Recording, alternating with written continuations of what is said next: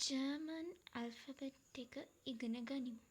Das Deutsche Alphabet. German භාෂාවේ ඇල්ෆබෙට් ඉංග්‍රීසි අක්ෂර හා සමානයි. නමුත් ශබ්ද වන ආකාරය වෙනස්. ඒ ශබ්ද වන ආකාරය මෙසේ.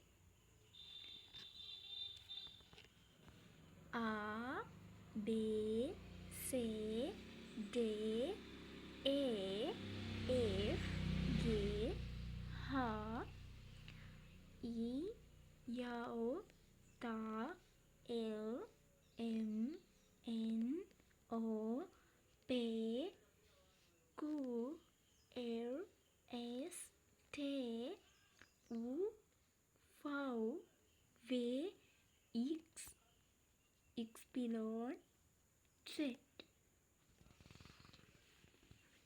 ජර්මන් භාෂාවෙන් මෙම ඇල්ෆබෙට් ඉංග්‍රීසි අකුරු වලට සමානයි. නමුත් ශබ්ද වන ආකාරය වෙනස්. මේ ඉංග්‍රීසි භාෂාවේ C. ඒ කියන්නේ ජර්මන් භාෂාවේ C. ඒක කියවෙනකොට TS. C කියලා තමයි කියවෙන්න ඕනේ. උච්චාරණය වන ආකාරය වෙනස්.